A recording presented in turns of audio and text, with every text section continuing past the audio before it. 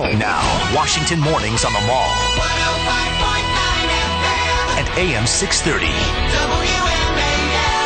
Happy Monday morning to you, 8:07 on WMAL. Brian Neiman and Brian Wilson. It's always easier to get up in the morning when the Redskins play so well like they did yesterday. We'll talk to Tom Brokaw coming up about a half hour from now. You know, he had a little incident last week. Yes, he did. It was at the convention, and he took a half an Ambien by mistake and then tried to do television. Right. It didn't go so well. You're supposed to do that at night when you're going to bed. Apparently he had to go to the hospital, but everything's good. We're going to talk to him this morning. Steve Moore joins us now, senior economics writer for the Wall Street Journal editorial page and a member of the Journal's editorial board. Good morning, Steve. Hi, Brian. Hi, Brian. Great to be with you guys. Well, it's always a pleasure to talk to you. Let's put politics aside for a second. The jobs numbers that came out on Friday, how would you describe them? Well, pretty miserable, really. I mean, it's hard to find any lipstick to put on that pig. I mean, you got really low job numbers, about half of what we need to keep pace with the natural growth in the labor force. As a lot of your listeners know, the biggest problem that was really came shining through in this report was that we now have a record low percentage of adults in the workforce today, and that goes back for 30 years. We're at a 30-year decline now. That trend started in the early 2000s, but in the last 3 years that Obama has been in the White House, it has really picked up, and that means we just don't have the workers to create the growth in this economy and the tax revenues to solve a lot of these problems. And a lot of people left the workforce during the month of August. I mean, 368,000, you know, these numbers sort of wash over you after a while. I wanted to try to express what 368,000 people is. That's as many people as live in the city of New Orleans, Louisiana, roughly. I mean, that's a huge number of people leaving the workforce, and that's just August.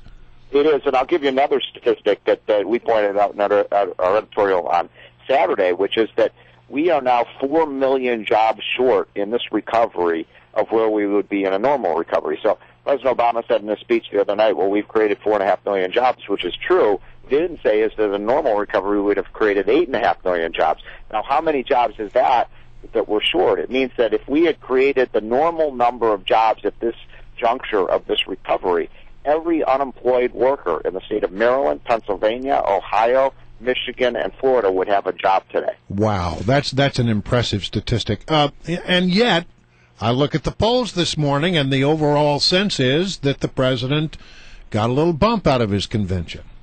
Well, he did, but, you know, I don't think that number is very meaningful. I really believe the most important thing that happened last week, despite all the wonderful speeches that you heard at the Democratic convention, everyone acknowledges Bill Clinton hit his speech out of the park.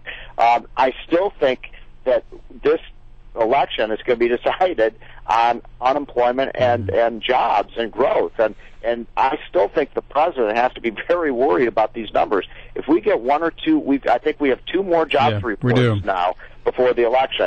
If these are as lousy as the one we had on Friday, in my opinion, there's just no way this president will be reelected. Yeah, we obviously have another one in October and then one on November 2nd, which is just a few days before November 6th when the election day is on Tuesday. Is it possible that the jobs numbers haven't really been figured into the ratings and the polls? Yeah, I don't think they were, because a lot of the polling that you're talking about was done before. Now, some of them were done after these numbers came out, but a lot of them were done before the numbers came out. And look, you always get this. I mean, remember, when John McCain came out of his convention 4 years ago, he had a 2 or 3 or 4 point lead. Remember that? And then, of course, the economy collapsed and everything changed. But I always tell people, don't pay too much attention to these beauty contest poll numbers right now. Pay attention to the issue of what's happening in the economy. The real question Americans are going to ask themselves when they go into that poll booth on November 6th.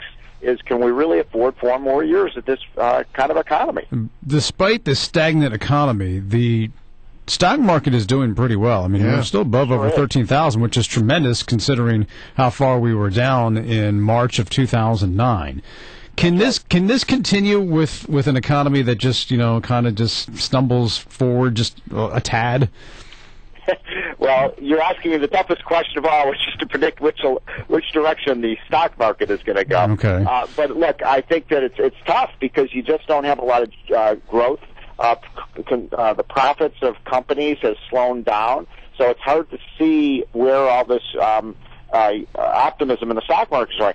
My opinion is that a lot of it is driven by the fact that people believe, investors believe, that this week they're going to get another bailout of sorts from the Federal Reserve, and we're going to get something called QE3, quantitative easing, another round of money creation by the Fed, and it's almost like we as this economy, and we as consumers and investors have become addicted to the crack cocaine of easy money from the Fed.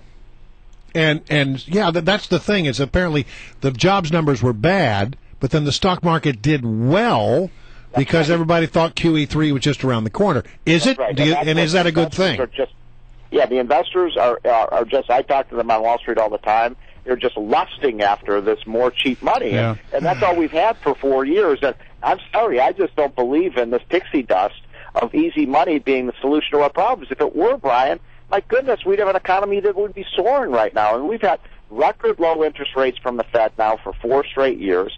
We have had, the amount of money creation has more than doubled over the last 4 years, and yet where's the sign that this is creating jobs or this is creating higher GDP growth? There's none. Yeah. Well, the housing market seemed to have stabilized, but let me ask you, because of cheap money, I mean, you can refinance a 30-year fix now, at 3.5%. What's going to happen to home values when interest rates go to normal levels, like, say, above 5%? Yeah, well, that's the really frightening scenario, because if we just go back to any kind of normal interest rate scenarios you just said, Brian, of course, housing values will probably fall a little bit because it becomes more expensive to buy a house. But consider this also. I mean, consider what impact that has on the federal debt. Even at these low interest rates, in 8 years, the number one expenditure in the federal budget is going to be interest expenses. Every percentage point increase in the interest rates increases the national debt by $1 trillion over 10 years. So if we have a 200 basis point increase in the national debt, that adds $2 trillion to our national debt over the next 10 years. We're in a real precarious financial situation right now with respect to interest rates, and that's why the Fed action of more easy money may actually come back and haunt us. All right. Steve Moore, it's always good to have you on. Thanks very much for your time and your insights. All right. See you soon.